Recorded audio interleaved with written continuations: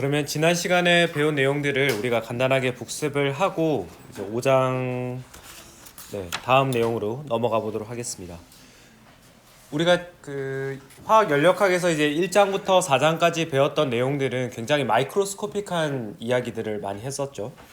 그런 상태 변수들을 가지고 우리가 그 시스템을 어떻게 묘사할 것인지를 많이 논의를 했었고, 이제 그런 내용들을 바탕으로 5장부터는 화학 평형에 대해서 이야기를 하고 있습니다. 이 화학 평형을 우리가 이때까지 배웠던 화학 포텐셜로 어떻게 기술할 것인가, 이제 거기에서부터 모든 우리가 논의를 시작한다고 생각을 하시면 되겠고요.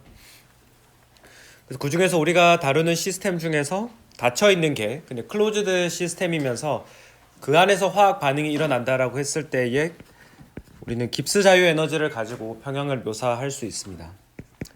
깁스 자유 에너지는 내추럴 베리어블 T와 P를 가지고 묘사를 하면 이런 식으로 쓸 수가 있고, 여기에 이제 물질의 양의 변화에 따른 깁스 자유 에너지 변화를 포함하는 텀을 넣어줄 수 있습니다.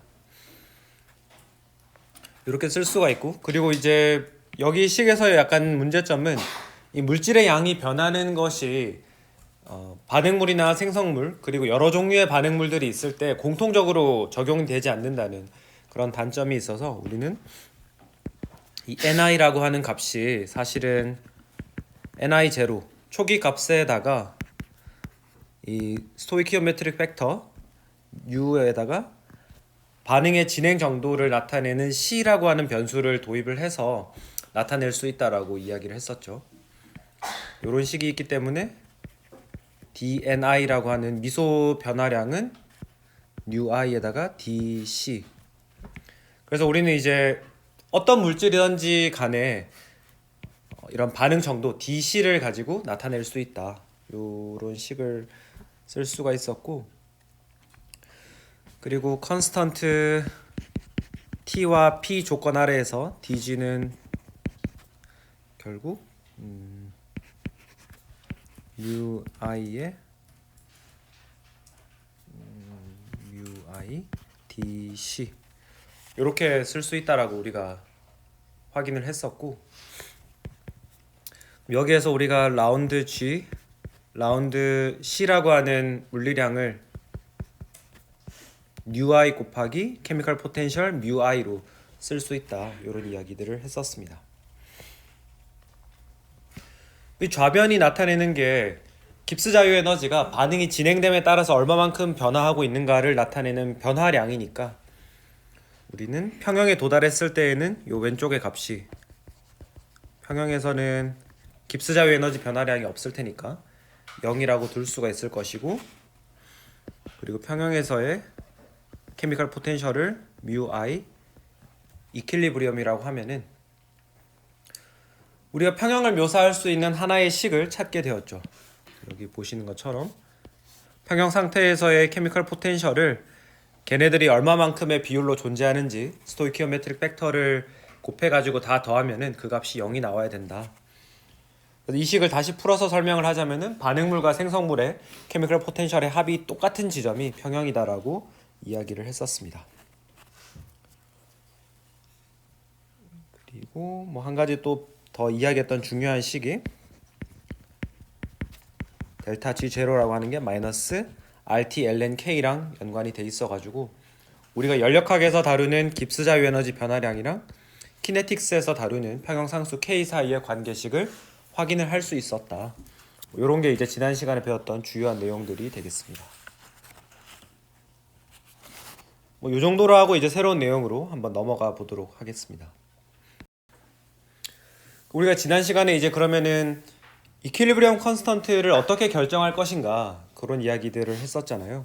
그래서 이제 오늘 배우게 되는 5.4절은 use of standard Gibbs energies of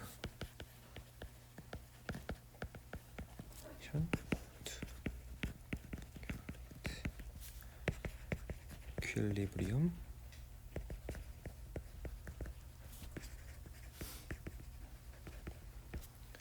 5.4절에서도 역시 이퀄리브리엄 컨스턴트를 계산하기 위한 방법 중에 하나를 살펴볼 텐데, 이번에는 우리는 스탠다드 깁스 에너지 오브 포메이션을 활용을 할 겁니다.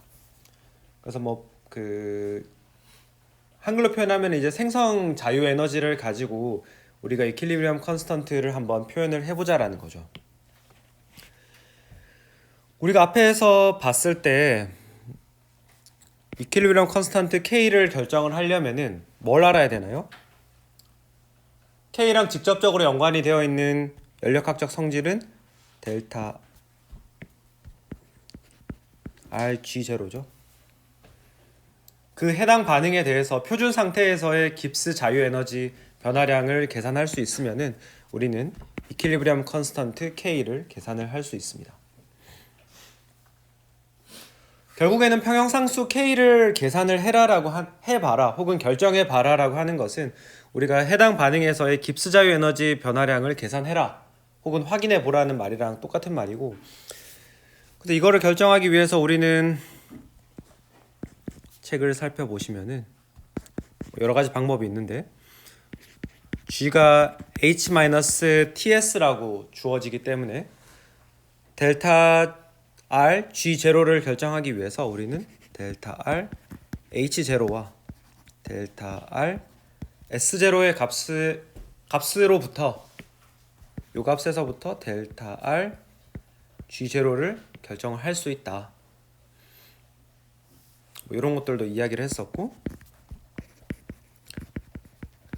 그 다음에 우리가 16장에서 아마 이번 수업에서 조금 맛을 볼 수 있을 것 같은데, 16장에서 다루게 되는 통계 연력학을 가지고도 조금 이야기를 해볼 수 있습니다. 사실 우리가 물리화학 1에서 만나게 되는 거의 대부분의 물리량들은 어떤 통계적인 처리, 입자들이 엄청나게 많은 숫자가 있을 때 얘네들이 어떻게 거동할까, 그거에 대한 이해가 있으면은 계산을 해볼 수가 있거든요. 이런 식으로 계산을 해볼 수가 있다라는 것이고, 근데 이제 사실 두 번째 방법은 아주 다양한 환경에서 적용하기에는 좀 어려움이 있습니다. 워낙 우리가 다루고 있는 시스템들이 복잡계가 많기 때문에 두 번째 방법은 우리가 어떤 컨셉을 이해하는 데는 많은 도움이 되지만은 실제로 많이 적용할 수 있냐 하면은 거기에는 좀 애로사항이 많이 있는 것이고, 그럼 첫 번째 방법은 굉장히 직관적이고 좋지만 문제점이 하나 있죠. 이거는 여기서도 보시다시피 우리가 리액션에 대해서 모든 자료를 가지고 있어야 돼요. 그 말은 어떤 하나의 물질 A라는 물질이 B랑 반응해서 C가 될 때 리액션 에너지가 어떻게 바뀌는지 알고 있어야지 델타 RG를 계산할 수 있고, A가 만약에 그 C랑 반응해서 D가 만들어진다, 거기에 해당하는 데이터도 알아야 되고, A가 또 다른 물질 E랑 반응했을 때 어떻게 될 거냐, 그런 식으로 하나의 물질이 다른 나머지 물질과 반응해서 어떤 결과물이 나올지 모든 경우의 수를 다 우리가 리스트업을 해놓지 않으면은 사실상 1번의 방법은 채택하기가 어렵죠. 그래서 사람들은 그러면은 우리가 어떤 스탠다드 스테이트 혹은 스탠다드 스테이트는 취소할게요. 어떤 기준점을 만들어야겠다, 레퍼런스 지점을 만들어야겠다라고 생각을 했고, 그럼 여러분들이 생각했을 때 그냥 에너지가 0 되는 지점을 찾아서 그 0을 기준으로 삼으면 되지 않느냐. 우리가 더하기 빼기 숫자 크기 비교를 할 때에도 0이라고 하는 기준이 있으니까 굉장히 비교하기가 쉽죠. 그죠? 가령 예전에도 한번 제가 이런 예를 들어드렸던 것 같은데, 우리가 0이라고 하는 기준이 있기 때문에 우리의 키를 서로 비교를 할 때 나는 180이고 쟤는 170이니까 내가 저 친구보다는 10cm가 더 크네, 이런 비교를 바로바로 할 수 있잖아요. 만약에 우리가 그런 레퍼런스가 없이 내 키가 정확하게 몇 cm인지 모르면은 각각 사람마다 다 비교를 해봐야 되는 거예요. 새로운 친구가 등장할 때마다 나는 쟤보다 몇 cm가 큰지 작은지를 다 비교해야 되는 굉장히 비효율적인 방법이 되는 거죠. 그럼 화학에서도 우리가 똑같이 깁스 자유 에너지가 0 되는 지점을 찾으면 되지 않냐라고 하지만 그게 우리가 생각하는 것만큼 쉽지가 않죠. 특히 이 화학 내부 시스템의 에너지의 0 되는 지점이 어딘가라는 것을 정의하는 것 자체가 쉽지 않기 때문에 우리는 조금 인위적인 방법으로 아비트러리한 레퍼런스 스테이트를 찾게 됩니다. 그게 바로 스탠다드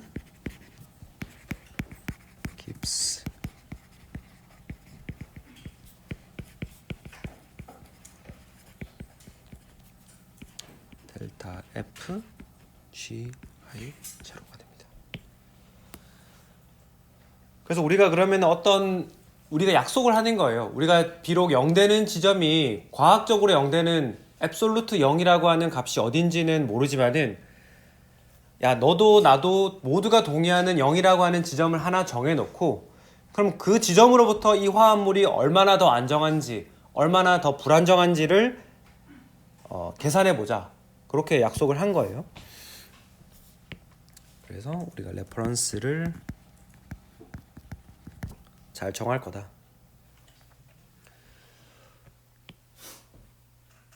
그래서 이 레퍼런스를 정하는 과정을 한번 생각을 해보면은,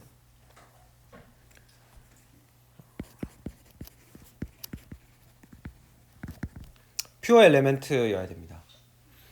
예를 들어서 뭐 내가 만약에 수소 원소에 해당하는 어떤 기준점을 잡고 싶다. 그러면은 이 수소 원소로만 이루어져 있는 H2를 기준으로 삼는 거죠. 산소 원소 같은 경우에는 산소 원자 두 개가 모여 있는 산소 기체, 이런 식으로 결정을 합니다. 그럼 여러분들이 보셨을 때 뭐 수소는 사실 수소 기체로 존재하는 게 가장 우리가 잘 아는 형태이고 일반적인 형태라고 할 수 있지만, 예를 들어서 뭐 탄소 같은 거를 생각을 해보면은, 얘는 그러면은 그래파이트가 과연 기준인지 아니면은 뭐 다이아몬드가 기준인지, 이런 것들 정하기가 좀 애매한 지점들이 생기죠. 뭐 그럴 때는 우리가 스탠다드 스테이트에서 가장 안정하고 흔히 발견되는 형태로 결정을 합니다. 뭐 이 부분이 약간 인위적이라고 생각을 할 수 있는데, 어차피 이 깁스 포메이션 에너지를 정의하는 것 자체가 우리가 인위적으로 약속을 하는 거기 때문에 그냥 그렇게 받아들이시면 더 편할 것 같아요. 그래서 그래파이트를 우리가 기준으로 결정을 합니다. 그럼 예를 들어서 뭐 A라고 하는 물질이 절대 에너지 스케일로 봤을 때 이 정도의 에너지를 가지고, B라고 하는 물질이 이 정도의 에너지를 가진다라고 해볼게요. 우리는 지금 얘네들의 절대 에너지를 몰라요. 여기에는 잘 모릅니다. 잘 모르지만, 그리고 뭐 분명히 어딘가는 에너지가 0되는 지점이 있겠죠. 어떤 가상의 0되는 지점이 분명히 있을 겁니다. 근데 여기에 대해서도 우리는 잘 모릅니다. 어디 있는지. 그래가지고 우리는 A와 B를 구성하는 그 원소들을, 걔네들을 어떤 레퍼런스 스테이트에 가져다 놓았을 때, 여기를 이제 우리가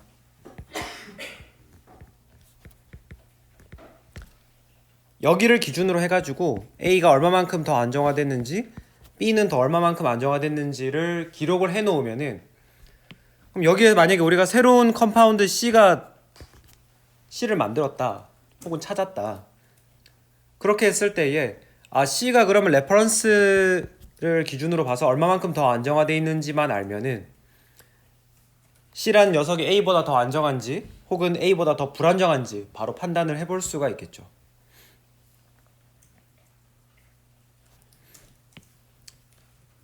그래서 우리는 이 깁스 포메이션 에너지를 레퍼런스 스테이트로 삼고 있다.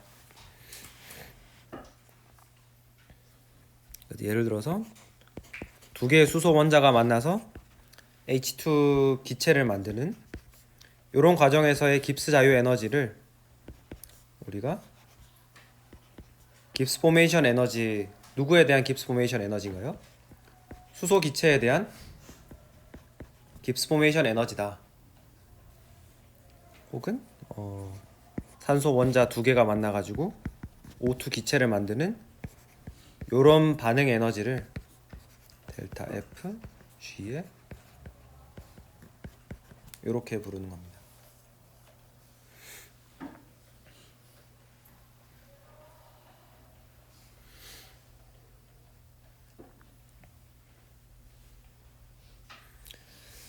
그리고 우리가 앞에서도 이야기했다시피 얘네들이 이제 기준이 되는 것들이기 때문에 이런 값들을 우리가 다 0으로 보겠다라는 거죠.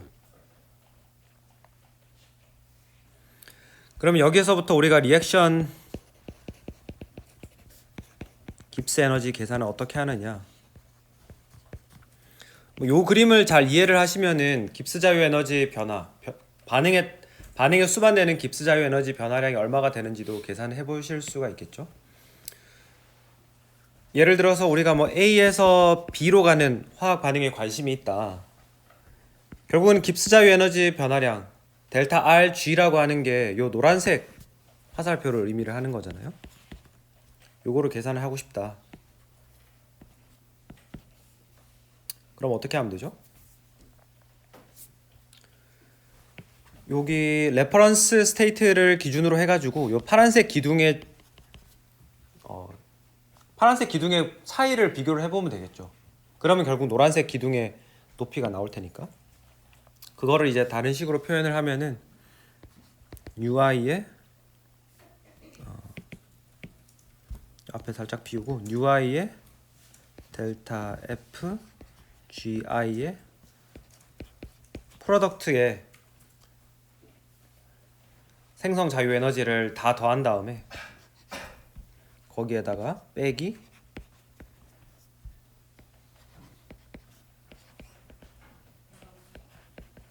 리액턴트 이렇게 볼 수 있겠죠.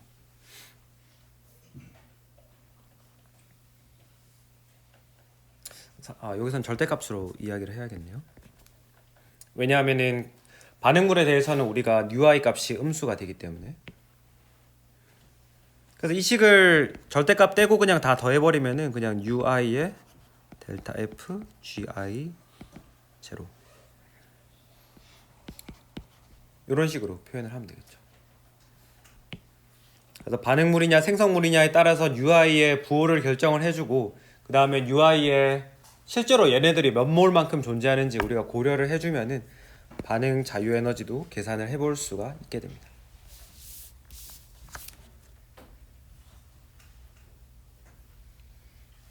이렇게 해서 연력화학적인 데이터로부터 평형상수 K를 어떻게 결정하는지를 이야기를 해봤고 다음 페이지로 한번 넘어가 보겠습니다. 이제 5.5절인데요. 5.5절은 Effect of Temperature on K. 우리가 평형상수 K에 영향을 줄 수 있는 인자들이 여러 가지가 있는데 그 녀석들을 이제 하나씩 좀 알아보려고 합니다. 그래서 5.5절에서는 그 첫 번째 요소로 우리가 온도의 효과를 한번 살펴보려고 해요. 평형상수 K와 온도 T의 관계식을 나타낸 것이 반트호프 이퀘이션입니다. 이 반트호프 이퀘이션이라고 하는 것은 어떻게 생겼냐 하면은 우리가 알고 있는 평형상수와 깁스 자유 에너지의 관계식을 깁스 헬름홀츠 에너지에다가 그 식에다가 집어 넣어 줄 거예요. 우리가 알고 있는 것은 델타 R G0라고 하는 것이 마이너스 RT ln K로 주어진다. 요거는 이제 지난 시간에 우리가 한번 돌아봤던 내용이 되겠고 그 다음에 깁스 헬름홀츠 관계식 있죠? 델타 R H0는 마이너스 T 스퀘어에 D 델타 R G0 오버 T DT 이런 복잡한 관계식을 우리가 전에 한번 유도를 해봤었죠. 이 두 개의 식을 이용을 하면 됩니다. 뭐 이용을 한다라고 하는 게 사실은 그냥 델타 R G0를 깁스 헬름홀츠 이퀘이션에다가 그냥 집어넣어 줄 거예요.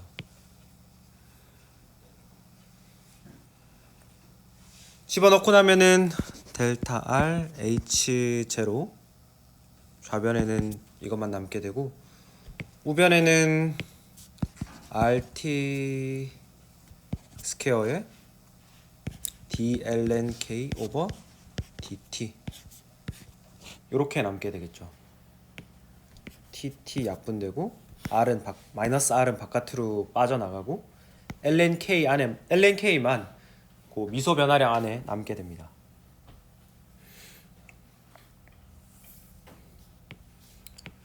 그럼 이제 우리가 요 식의 물리적 의미를 요거를 가지고 화학 반응식을 한번 해석을 해보면은, 그러면 과연 온도가 높아질 때 혹은 온도가 낮아질 때 화학 반응이 어떻게 될 거냐, 그걸 한번 이해를 해볼 거예요. 그럼 온도가 높아질 때 K가 그럼 과연 커질까 작아질까, 우리가 이걸 결정을 해야 되는데, 여기 지금 dlnK over dt, 온도에 따른 평형상수의 변화량을 결정을 하는 요 부분에 부호를 결정을 하기 위해서는, 지금 요 부분은 어차피 다 양수죠. RT 스퀘어는 다 양수 값이기 때문에 요 초록색 박스의 부호를 결정을 하는 것은 바로 델타 R H0입니다. 즉 해당 반응에서의 엔탈피 변화량이 lnK의 부호를, dt에 따른 lnK의 크기 변화를 결정하는, 부호를 결정하는 요소가 되겠죠. 그래서 t가 커짐에 따라서 우리가 델타 RH0가 양수냐, 델타 RH0가 음수냐, 이렇게 두 가지 케이스로 나눠서 봐야 되겠습니다. 그러면은 요 지금 델타 RH0가 더 0보다 큰 흡열하는 과정이죠. 엔도 썰믹한 요런 과정에서는 lnK도 같이 커져야 되겠죠. 그래서 K 값이 같이 커진다. 그죠? 우리가 일반화학 시간에 배웠던 흡열 반응에 대해서는 온도를 높여주면은 K 값도 같이 커진다라고 하는, 평형상수가 더 커진다, 우리가 배웠었던 내용이고, 지금 이런 발열 반응, 엑소설믹한 반응의 경우에는 지금 이 부분이 음수고 양수 곱하기 dlnK dt 이렇게 나오니까 이때는 K가 감소해야 되겠죠. 열을 바깥으로 내뿜는 발열 반응에 대해서는 온도를 높여주는 것이 K 값을 오히려 떨어뜨린다. 그런 식으로 이해를 하실 수가 있겠습니다.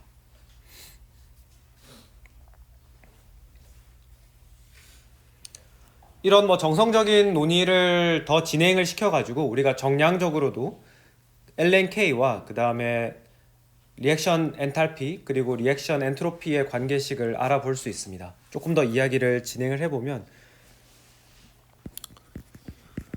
우리가 어떤 온도 변화를 할 때에 아주 큰 온도 변화를 가정하지 않으면은 이 델타 R H0가 일정한 값을 가진다라고 가정할 수 있을 거예요.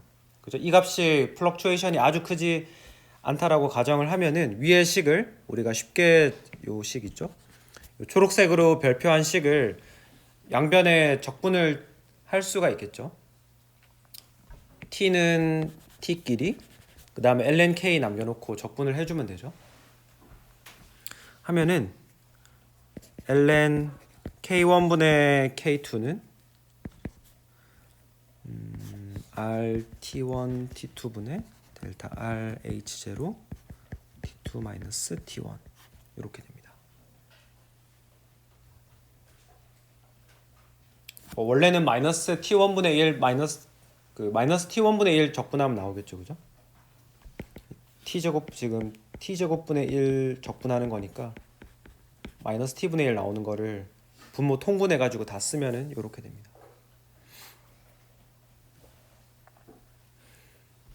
이렇게 해가지고 실제로 온도가 뭐 T1에서 T2로 바뀌었을 때 우리가 K1 값을 알고 있고 그 다음에 델타 RH0 값을 알고 있다라고 하면은 그 바뀐 온도, 새로운 온도 T2에서 평형상수 K2가 어떻게 되는지도 요 식을 통해서 계산을 해볼 수 있죠. 조금 더 정량적으로 실제로 온도를 높였을 때 얼마만큼 평형상수가 바뀌었는지를 유추를 해볼 수가 있습니다.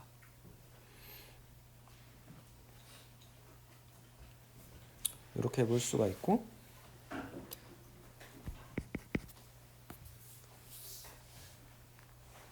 그리고 우리가 그러면은 그 여러 온도에서 여러 가지 t 값에서 평형상수 k를 결정을 할 수가 있을 거고, 거기에서부터 또 어떤 새로운 정보를 알 수 있는지 한번 살펴보면은 델타 r g0가 마이너스 rt ln k라고 말씀을 드렸었고, 그 다음에 연력학 관계식에서 델타 RG라고 하는 거는 델타 RH0 마이너스 T 델타 RS0 이렇게 쓸 수 있죠.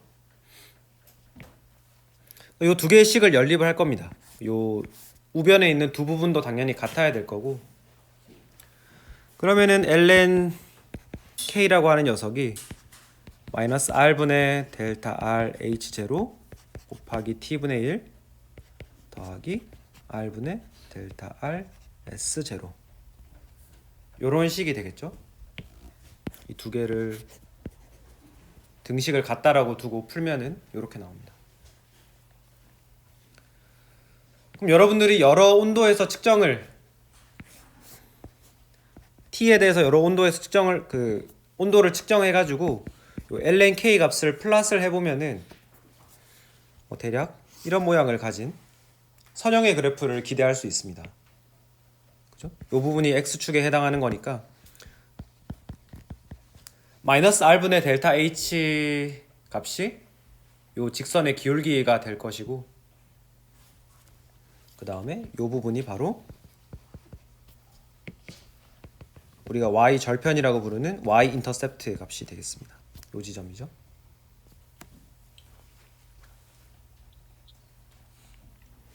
그래서 우리는 온도와 평형상수의 값을 여러 지점에서 결정을 해가지고 리니어 리그레션을 한 다음에 그 슬로프 기울기와 y 절편 y 인터셉트를 찾아서 추가적인 연력학 정보, 엔탈피 변화량이랑 엔트로피 변화량에 대한 값을 얻을 수가 있다. 그런 것이 되겠습니다. 그러면은 계속해서 더 이야기를 해보도록 하죠. 우리가 이제 지금까지 이야기를 했던 것은 그런 포메이션 에너지가 온도에 따라서 바뀌지 않는다라는 거를 가정을 하고 진행을 했던 이야기들입니다. 근데 이게 뭐 단순하게 우리가 아주 작은 구간에 대해서 보면은 이게 맞는 이야기지만은 굉장히 큰 구간에 대해서 뭐 상변화를 거치고 뭐 이런 다양한 화학 반응, 물리적 반응이 일어나는 구간에 대해서 고려를 하려 그러면은 온도 의존성을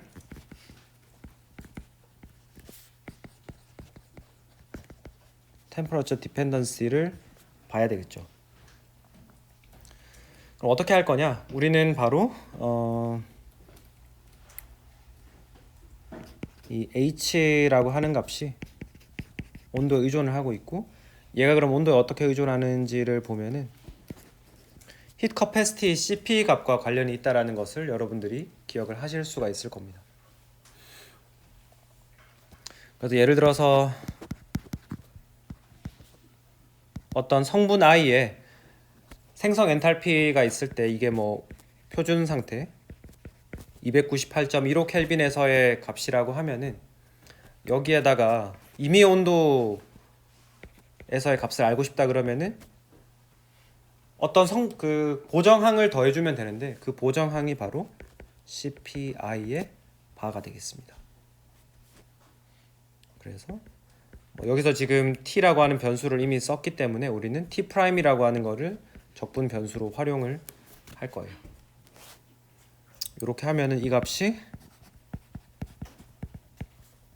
똑같이 생성 엔탈피를 보는 것인데 이번에는 t라고 하는 새로운 온도에서 보는 값이 되겠죠. 이렇게 해서 이제 생성 엔탈피 부분은 이렇게 온도 의존성을 확인을 할 수가 있고, 그 다음에 우리가 엔트로피의 경우에는 임의의 온도 T에서의 엔트로피 값을 좀 알고 싶다, 표준 엔트로피 값을 알고 싶다라고 하면은 우리가 잘 알고 있는 298.15 켈빈에서의 값에다가 역시 똑같이 보정을 해주면 되죠.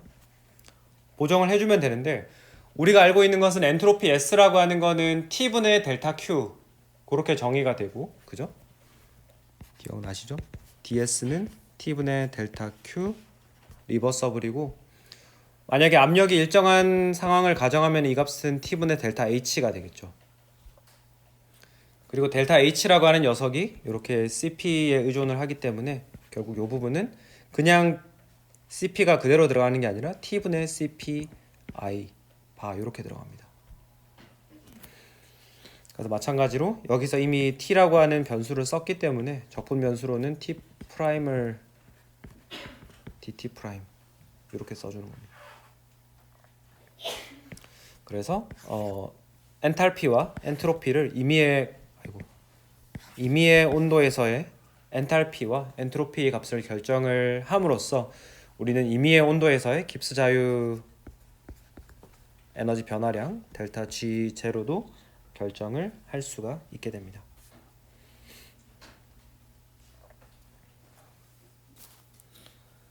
뭐 우리 교재에 보면 이게 실제로 더 다양한 더 구체적인 예가 나오긴 하거든요. 뭐 CP를 우리가 전개를 해가지고 얘를 뭐 A 더하기 BT 더하기 CT 스퀘어 이런 식으로 해가지고 또 전개하는 내용들이 나오는데 뭐 그런 내용들은 여러분들이 한번 교과서를 읽어 보시면은 따라가실 수 있을 것 같아서 남겨두도록 하겠습니다. 그러면 다음 페이지로 넘어가서 이제 5.6절로 넘어가 볼 건데요. 5.6절은 우리가 평형상수에 영향을 미치는 여러 가지 요소들 중에서 이펙트 오브 프레셔, 그 다음에 이니셜 컴포지션, 그 다음에 이너트 가스 이런 녀석들이 평형상수 K에 어떤 영향을 미치는지 하나씩 살펴보도록 하겠습니다. 사실 뭐 우리가 일반화학에서 일반화학 2에서 아마 다뤘던 내용들이죠. 이게 다 평형상수 K가 얘네들 외부 요소를 바꿈에 따라서 평형의 위치가 어떻게 바뀌어 가는지를 결정하는 건 아마 다들 공부를 하셔서 알고 계실 거예요. 근데 이제 그때 배웠던 굉장히 정성적인 컨셉, 뭐 르샤틀리의 원리라고 하는 게 외부 자극을 완화시키는 방향으로 평형이 이동해 간다. 그런 정성적인 것을 우리가 수식을 통해서도 한번 확인을 해보는 게 우리 지금 물리화학 시간의 목적이라고 생각을 하시면 되겠습니다. 첫 번째로 Effect of Pressure, P가 바뀜에 따라서 평형의 위치가 어떻게 바뀌는지도 한번 알아보도록 하죠. 그래서 대부분의 우리가 물리화학 정도의 수업에서 다루는 시스템들은 굉장히 다 아이디얼한 시스템입니다. 여기에서도 아이디얼 가스 믹스처를 고려를 할 거고요. 그럼 K라고 하는 값을 우리가 아이디얼 가스 믹스처에 대해서 어떻게 쓸 수 있는지 지난 시간에 했던 것을 생각을 해보면 이 phi, i라는 인덱스에 대해서 뒤에 나오는 요 값들을 다 곱해줄 겁니다. 곱해주는데 액티비티 코에피션트가 들어가는 위치에 들어가는 값이 아이디얼 가스 믹스처에 대해서는 P0분의 YIP가 되죠.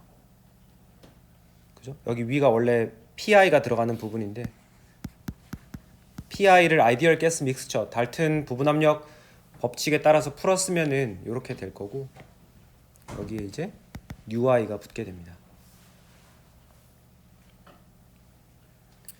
그럼 결국에는 여기 지금 i라고 하는 인덱스에 따라서 바뀌는 값은 yi랑 ui 부분이죠.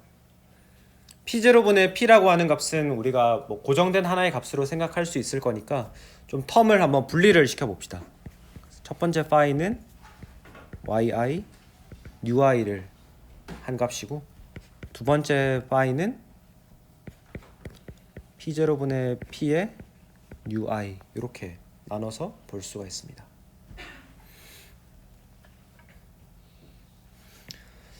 이 두 번째 텀을 먼저 같이 봐보면은 P0분의 P라고 하는 값을 UI승 해가지고 계속 곱하는 거잖아요. U의 1, U의 1승, U의 2승 쭉 해서 다 계속 곱하는 거니까 이거는 결국 요 뒷부분은 P0분의 P의 U1, P0분의 P의 U2 뭐 이런 식으로 계속 하는 거니까 사실 이거는 P0분의 P의 UI를 서메이션해서 지수에 올려놓는 거랑 똑같은 효과죠. 그리고 얘를 우리가 그냥 좀 더 심플하게 P0분의 P의 뉴승 이렇게 써놓으면 됩니다.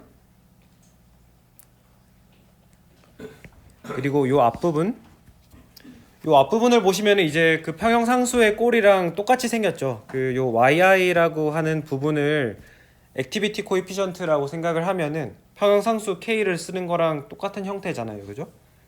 요 앞에 생긴 요 유형이랑 똑같이 생겼죠. 유사하게. 그래서 우리가 이거를 요 부분을 평형상수인데 몰 프랙션을 가지고 썼다라고 해서 ky라고 한번 써보겠습니다. 그러면은 평형상수 k라고 하는 녀석은 ky 곱하기 p0분의 p의 전체의 유승 이렇게 쓸 수 있는 거죠. 그럼 결국 평형의 위치를 이야기를 한다라고 하는 것은 결국 몰 프랙션 y가 어떻게 바뀌는지를 보는 거고 요 ky 요 부분의 효과를 보면 되는 거잖아요.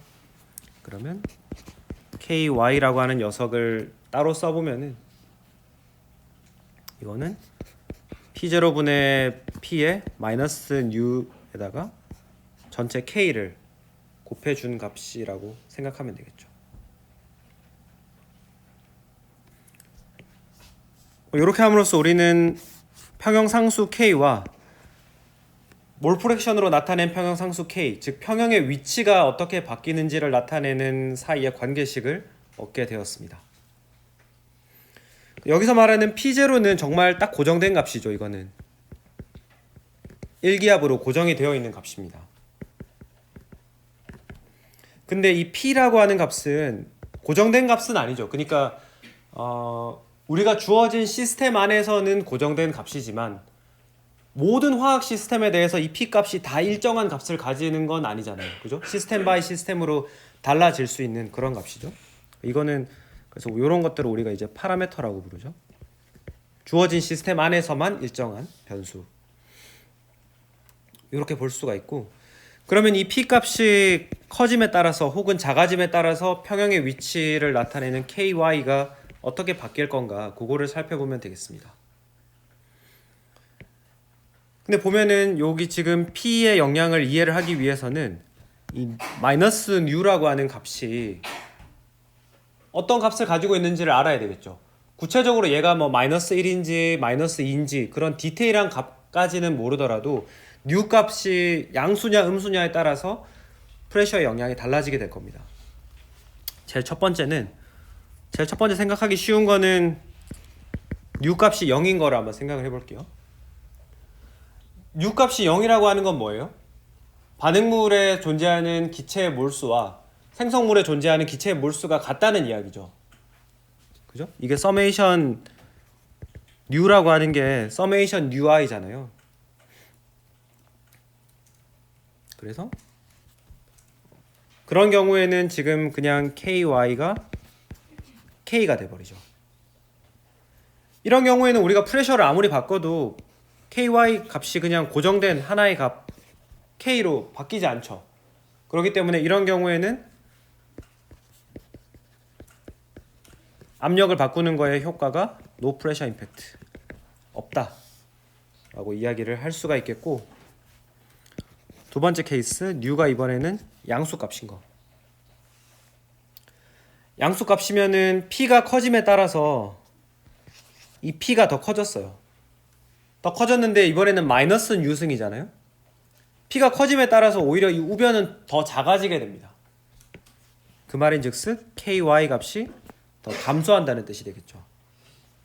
구체적으로 이렇게 쓰고 지나갈까요? P가 커질수록 KY 값은 더 작아진다. 몰 프랙션으로 나타낸 KY 값이 더 작아진다라고 하는 건 무슨 말이에요? 생성물의 몰 프랙션은 줄어들고 반응물의 몰 프랙션은 커진다. 그래야지 KY 값이 작아지게 될 거잖아요. 그래서 이런 경우에 대해서는 프레셔가 높아지면은 이런 결론 얻게 된다. 즉 이게 반응이 예를 들어서 갑자기 예를 들려니까 잘 생각이 안 나는데 이런 반응에 대해서 만약에 생각을 해보면은 프레셔를 높여주면은 반응물인 수소 기체의 몰수가 더 많아지는 쪽으로, 즉 평형이 이동해 간다라고 생각을 할 수 있겠습니다.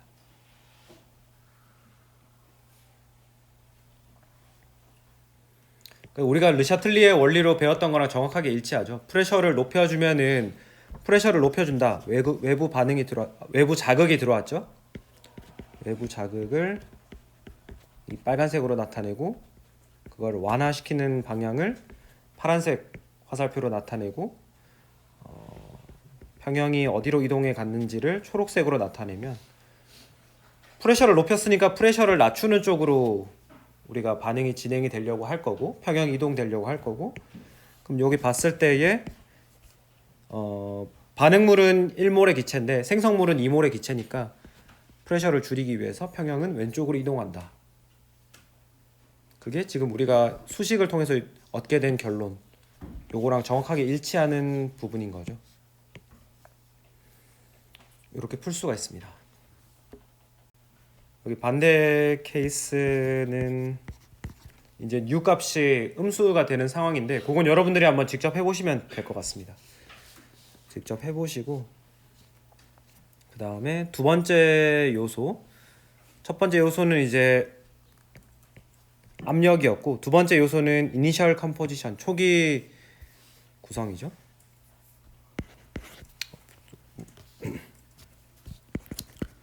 이펙트 오브 이니셜 컴포지션 그 초기에 얘가 얼마만큼 있었는지 반응물들 생성물들이 얼마만큼 있었는지에 따라서 평형의 위치가 어떻게 바뀔 거냐 그거를 좀 이야기를 해보자는 겁니다.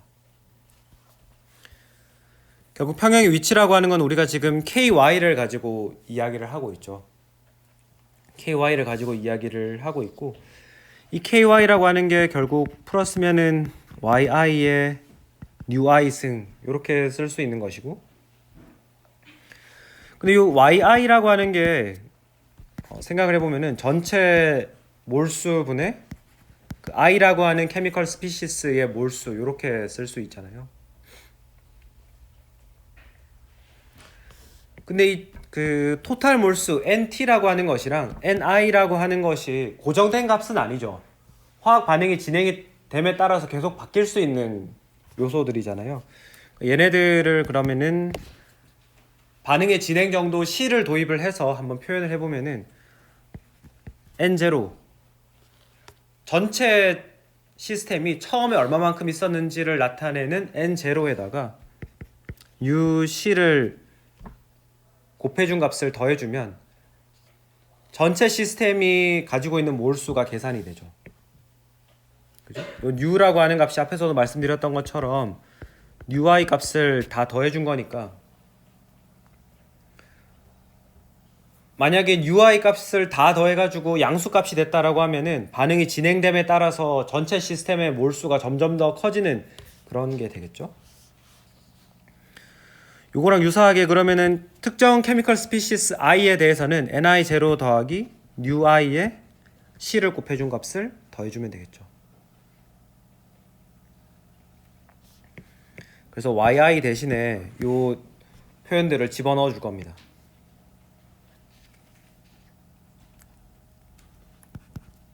넣어주게 되면은 phi에 N0 UC 더하기 NI0 UI C의 UI 승 이렇게 쓸 수가 있을 것이고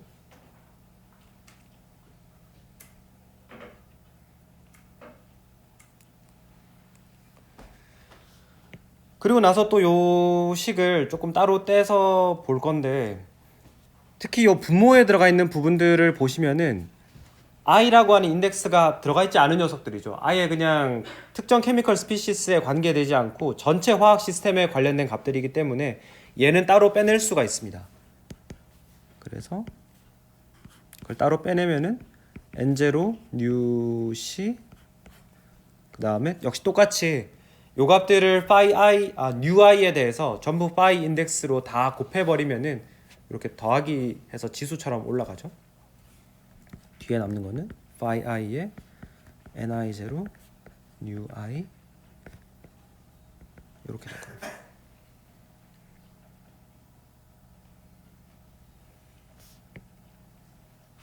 그래서 우리는 또 요식을 보면은 평형의 위치 KY라고 하는 게 초기 화합물이 얼마나 있었는지에 따라서 어떻게 바뀔까, 요것도 우리가 N0 값에 따라서 N0 값을 키워줌에 따라서 적게 함에 따라서 어떻게 바뀔 건지를 유추를 해볼 수가 있겠죠.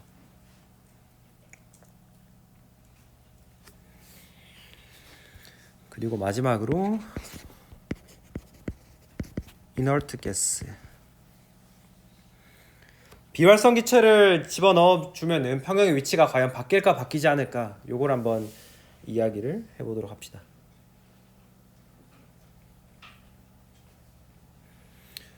여기서는 우리가 이제 상황을 두 개로 나누어서 봐야 되는데, 첫 번째 케이스는 컨스턴트 TV가 있겠고, 두 번째 상황은 컨스턴트 TP를 생각을 해볼 수가 있겠습니다.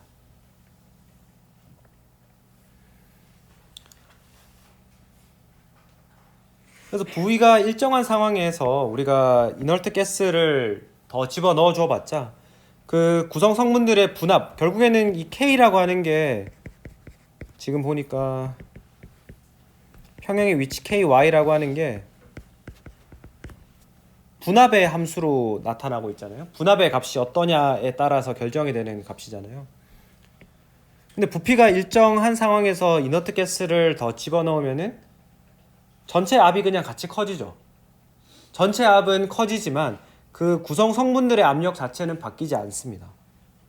그 말인즉슨 부피가 일정한 상황에서 이너트 가스를 아무리 넣어줘 봤자 평형의 위치는 바뀌지 않는다, 그렇게 생각을 하실 수가 있겠고, 두 번째는 컨스턴트 TP 상황입니다. 이번에는 압력이 일정한 조건이에요. 압력이 일정한데 이제 이너트 가스를 넣어주는 겁니다. 그러면은 이번에는 상황이 조금 전에랑은 다르죠. 이전에는 부피가 일정한 상황에서 이너트 가스를 넣어주기 때문에 전체 P 값이 계속 커지죠. 같이 커져주기 때문에 PI 값이 일정하게 유지될 수가 있습니다. 근데 이번에는 P라는 값이 고정이 되어 있기 때문에 이너트 가스를 넣어주게 되면은 이너트 가스도 어떤 압력을 나타내게 될 거 아니에요? 근데 그런 전체 P라고 하는 것은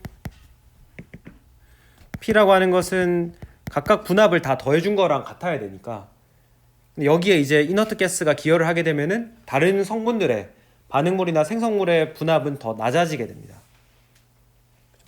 그런 영향을 우리가 고려를 해줘야 되고,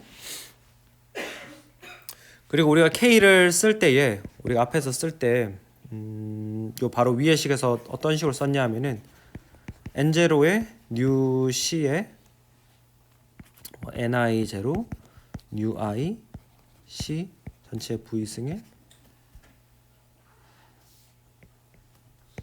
파이에 요거죠. 네. 여기 1이고 NI0 뉴 I C 뭐 이런 식으로 작성을 했었잖아요. 이렇게 했었는데 이제 그 분모에다가 그 화학 반응에 참여하는 녀석들 말고도 지금 다른 종류의 기체도 생겼죠. 이너트 가스도 생겼잖아요. 여기에 추가적으로 이너트 가스의 몰수도 더해 주어야 됩니다.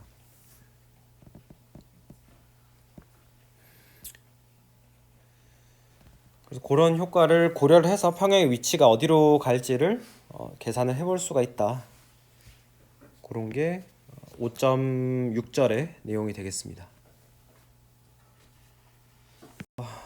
내용이 많이 남진 않았으니까 좀 빨리빨리 해보도록 하죠.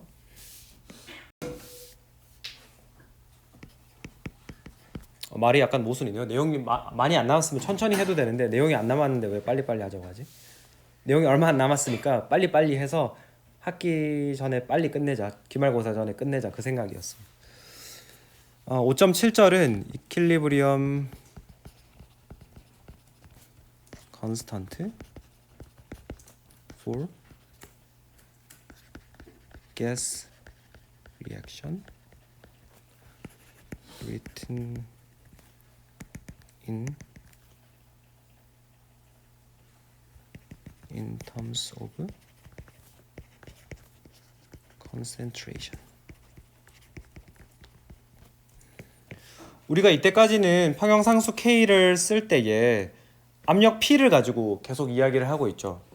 사실 우리는 기체를 이야기할 때에 가장 우리가 기체의 어떤 성질을 나타낼 때 익숙하게 생각을 하는 것이 압력 아니면 부피예요.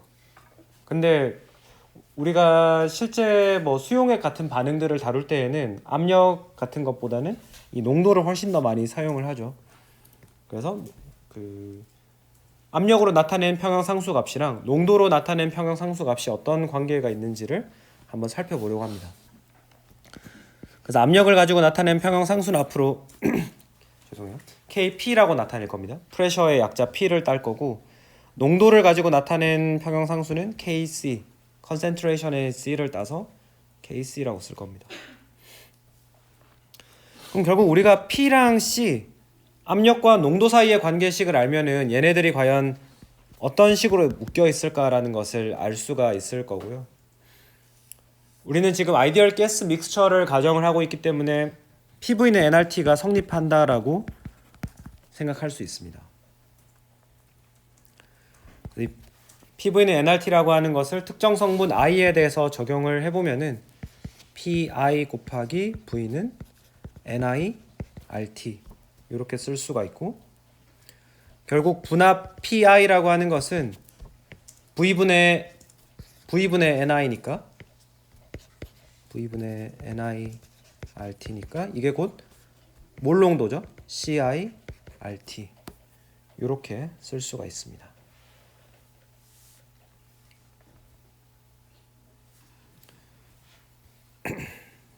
우리가 평형상수 KP라고 하는 녀석, 아이디얼 가스 믹스처에 대해서 평형상수 K를 써보면은 얘는 phi 값을 phi 그러니까 다 곱해 줄 건데 어떤 값들을 곱해 줄 거냐 하면은 P0분의 PI를 곱해 주겠죠.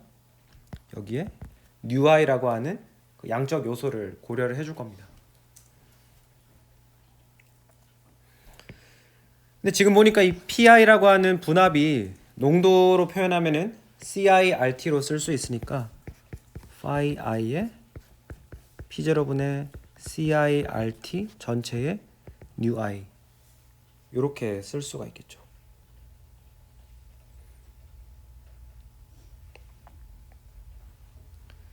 그리고 우리가 우리가 새로 만약에 C라고 하는 변수, 농도라고 하는 변수를 가지고 평형상수를 쓸 거면은 얘를 또 정규화를 해줘야 되죠. 여기 어떤 얘네들이 가지게 되는 표준 상태, 거기를 레퍼런스로 해가지고 얼마만큼 벗어나 있는지, 얼마만큼의 농도를 가지는지를 표현을 해줘야 되니까 분모 분자에다가 똑같이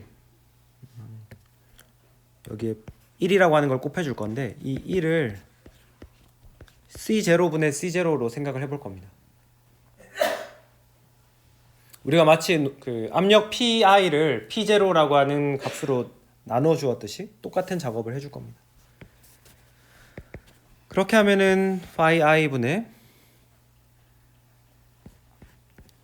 P0 C0 RT가 이렇게 빠져나올 거고, 그 뒤에는 C0분의 CI 이렇게 남겠죠.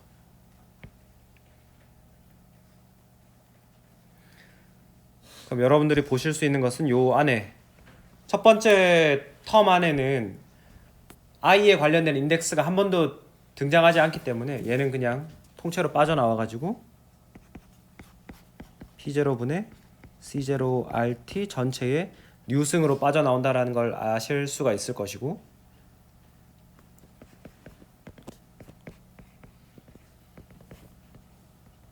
이렇게 남을 겁니다. 이 뒷부분이 뭐예요? 그러면은 어떤 그 물질 각각이 가지고 있는 농도를 혹은 그 각각이 가지고 있는 분합을 기준이 되는 값으로 나눈 다음에 양적 요소를 고려해 가지고 다 곱한 값, 이게 바로 평형상수의 정의였잖아요. 이거를 우리가 농도로 나타낸 평형상수다라고 생각해서 KC라고 나타낼 수 있습니다. 그러면 다시 써보자면은 KP라고 하는 것은 P0분의 C0RT 뉴의 C구나. 이렇게 알 수가 있는 거죠.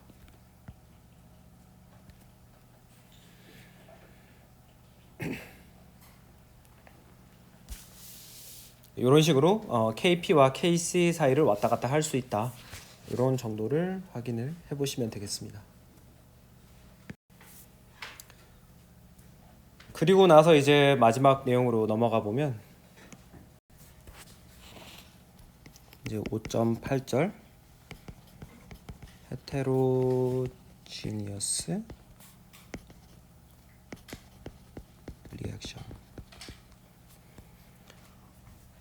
지금 이제 중요한 단어가 헤테로지니어스라는 단어가 되겠는데, 헤테로지니어스라는 거는 이제 이질적인, 그러니까 두 개 이상의 상이 섞여 있는 그런 반응들을 우리가 헤테로지니어스 리액션이라고 합니다. 이거에 이제 반대되는 말은 호모지니어스 리액션이 되겠고, 이거는 예를 들면 여러분들 훨씬 더 쉽게 이해하실 수 있을 것 같은데, 만약에 여러분들이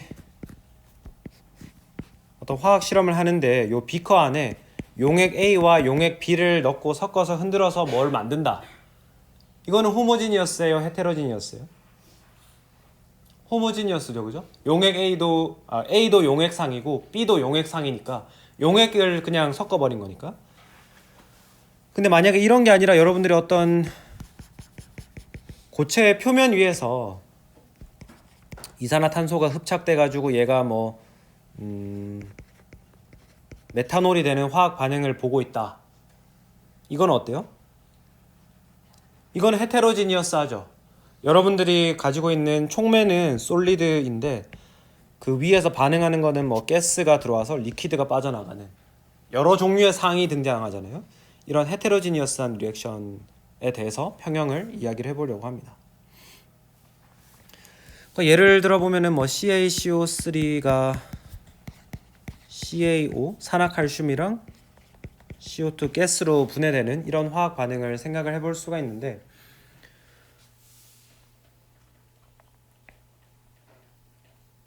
사실 여기에 대해서도 우리가 똑같은 식으로 이야기할 수 있어요. K라고 하는 것을 이제 케미컬 포텐셜, 반응물에 해당하는 탄산칼슘 고체의 케미컬 포텐셜이랑 산화칼슘의 케미컬 포텐셜, 그 다음에 CO2의 케미컬 포텐셜, 걔네들이 다 더하기 했을 때 평형을 이룬다. 그렇게 해서 쓰면 되는 것이고,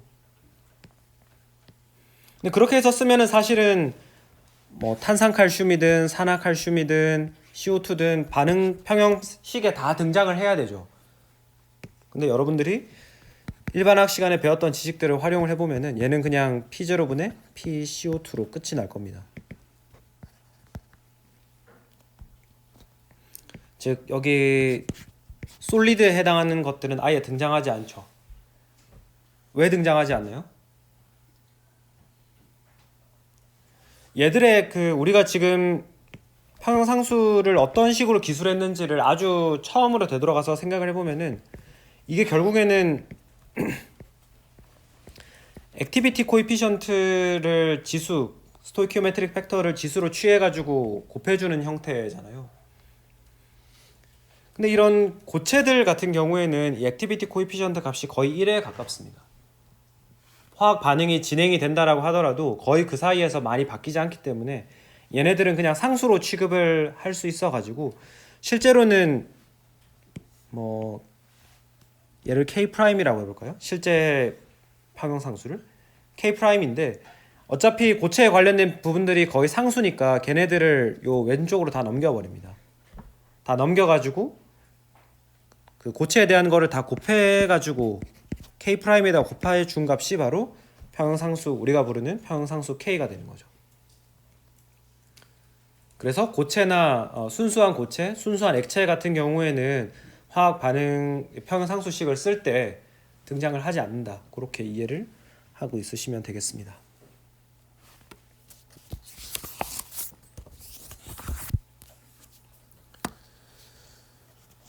그러고 나면 이제 남은 게 5.9절에 그 페이즈 룰 관련된 거랑 그 다음에 5.10절에 이성질화 반응에 대해서